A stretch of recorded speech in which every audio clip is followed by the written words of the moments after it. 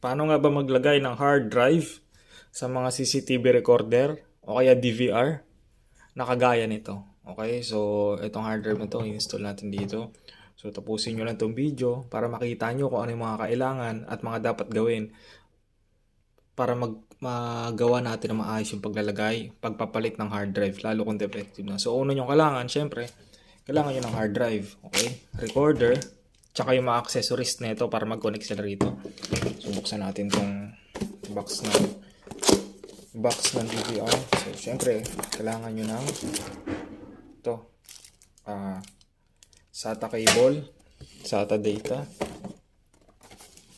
Pagka bumili kayo nito, dapat may mga accessories na, lalo kung bago.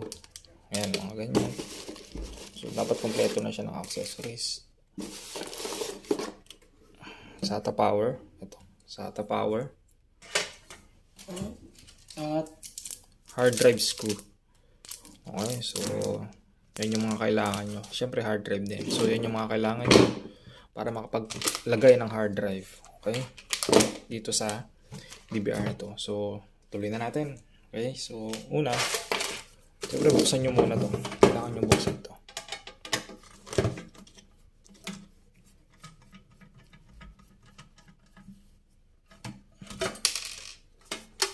Unbox, tanggalin nyo lang screw.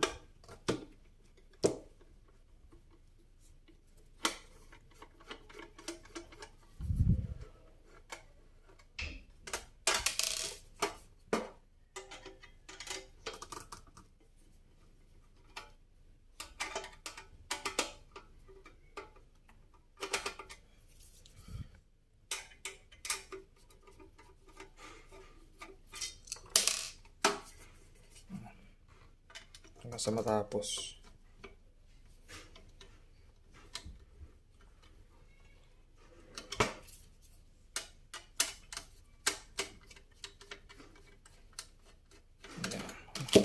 Ayan yung screw.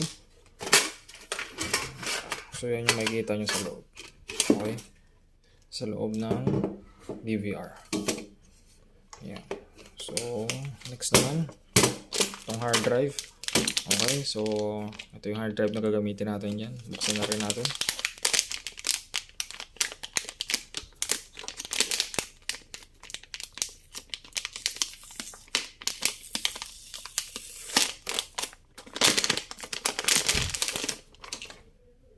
So yan, ang hard drive na gagamitin natin. Tapos ito yung SATA power. So ayan, kita nyo.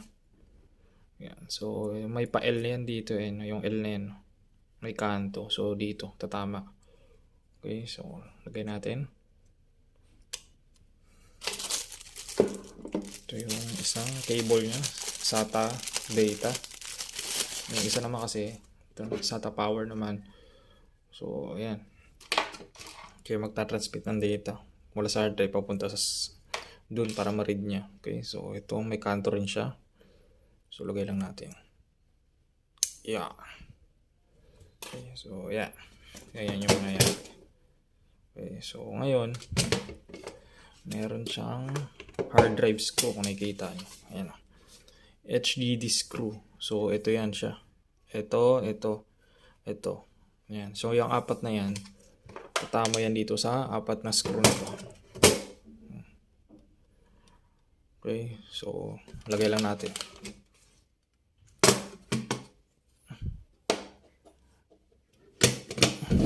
So kunin mo yung hard drive screw natin. Ito yung hard drive screw natin. Okay.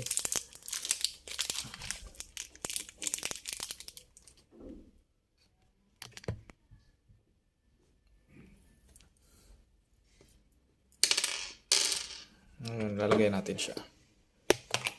So dapat tumama. Dapat sakto naman yan. Okay, so ayan, kita nyo. Ayan, sakto yung butas ng tornilyohan. Ayan, kita nyo. Ayan o. Ito to. Tsaka ito. Okay. So lagay natin.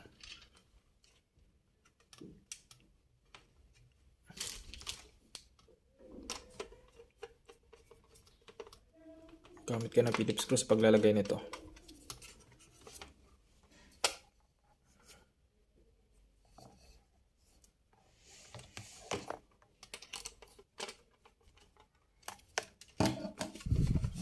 higpitan. Lagyan nyo yung kabila.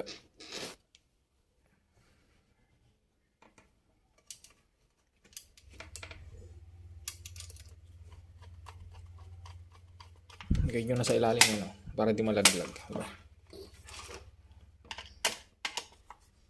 Yan. Tsaka higpitan yung kabilang side. Then, okay na. Corner. Lagyan na natin itong dalawa. Iba kasi minsan isa lang nilalagay para di lang malaglag. Minsan dalawa lang, corner to corner.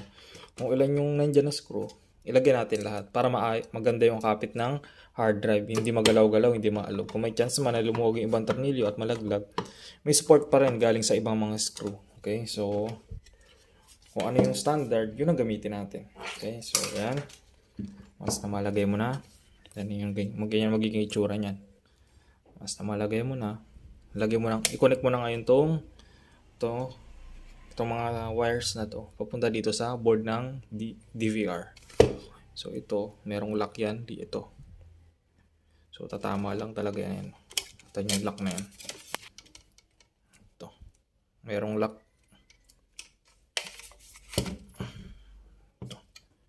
Merong lock yan kung saan siya uugma. Yan, ito lock, ito isa. So tutok nyo lang doon. Okay. Ayan. Tutok nyo lang. Then tulak nyo. Okay, ganun din yung kabila. So ito naman, meron naman siyang ganito. May L ulit. Kita nyo may L din dito. Yan. Tapos ganun din to. So uugma lang yan doon. So hindi rin siya, kahit baliktarin mo, hindi rin papasok. So tutok mo lang doon. Yan. Okay. Yan. So pagka okay na, nalagay mo na. Takpan na natin ngayon.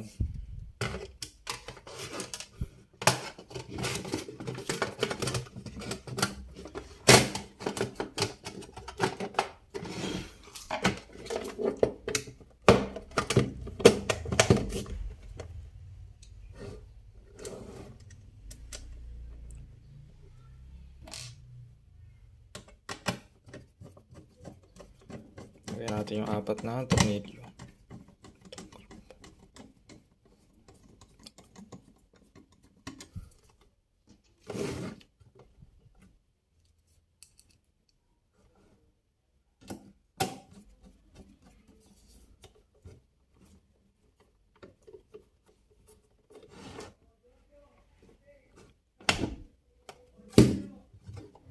Lagyan natin ito. Dito.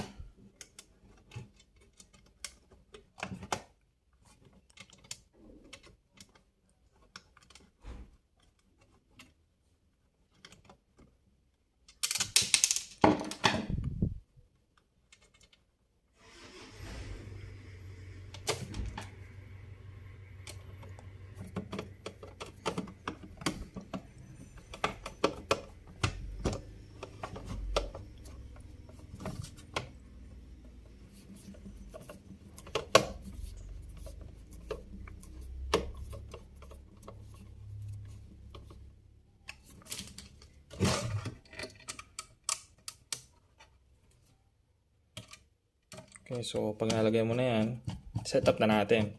Check natin pag buksan natin yung recorder, di ba? Para ma-check natin kung normal ba yung pagkakalagay natin. Tignan natin yung status ng hard drive. So ito yung power supply. Saksak sa outlet or any outlet.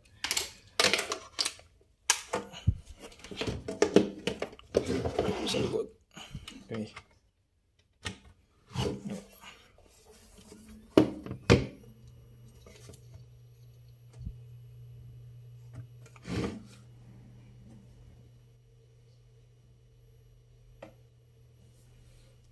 Lagay mo na rin yung video. Lagyan mo yung video out cable. Ito.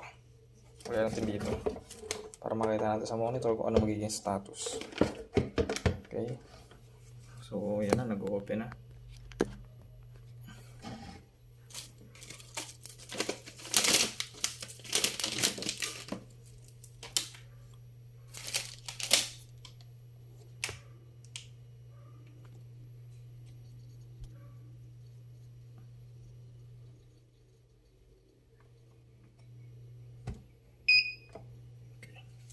So, kaya natin yung mouse. Mouse pala.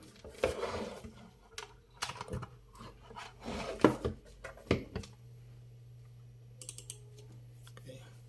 So, yan na. So, napansin nyo, ito. Napansin nyo to. Ito, yung symbol ng recording. So, ibig sabihin nag-normal. Yung paglalagay natin ng hard drive, successful. So, okay, check natin. Menu, password tayo. Tapos, storage. Then, disk manager. Okay. Disk manager. So, SDA, read and write. Status niya ay normal. Okay, so normal. Yeah. 500 gig yung nilagay natin. So na-read niya 500 gig. Okay, so okay naman. So naka-record na siya. Okay. Naka-record na dahil ito yung icon na recording ng DAWA recorder. So pag check natin sa playback, search tayo. Then ito kung napansin nyo. Yung date nyo 24. Nandiyan yung start ng recording. Double click. Then punta tayo sa baba.